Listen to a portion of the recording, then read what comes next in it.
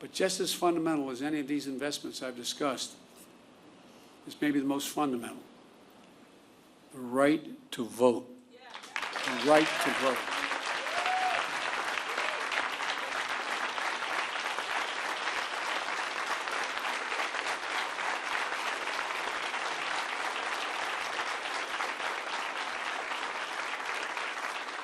A lot of the members of the Black Caucus knew John Lewis better than I did, but I knew him.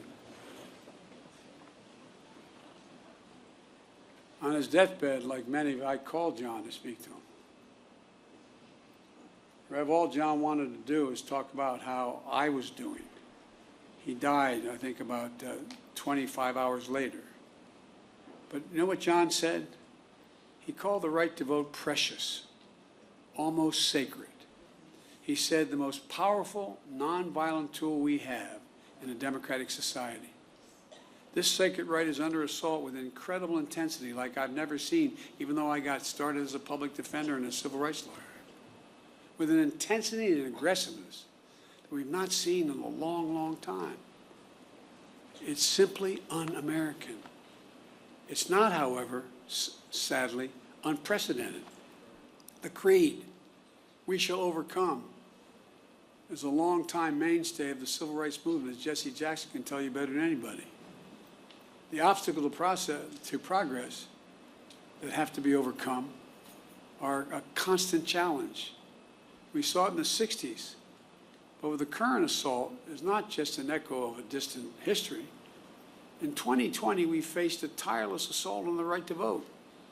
Restrictive laws, lawsuits, threats of intimidation, voter purges, and more.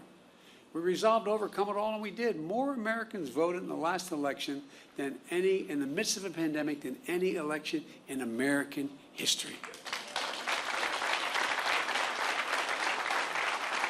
You got voters registered.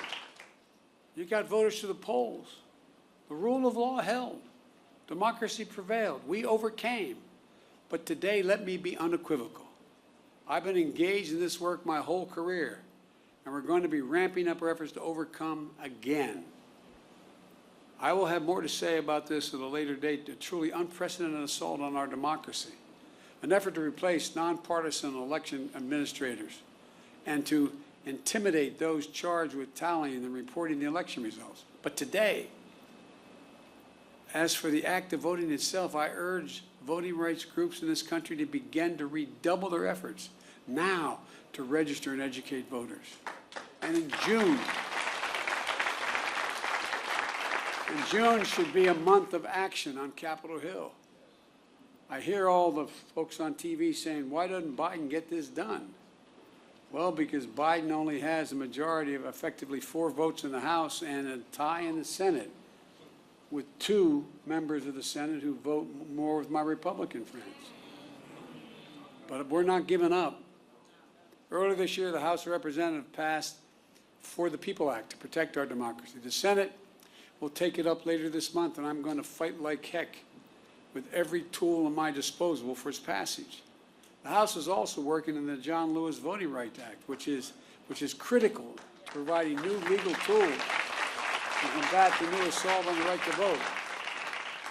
To signify the importance of our efforts, today I'm asking Vice President Harris to help these efforts and lead them among her many other responsibilities. With her leadership and your support, we're going to overcome again, I promise you, but it's going to take a hell of a lot of work.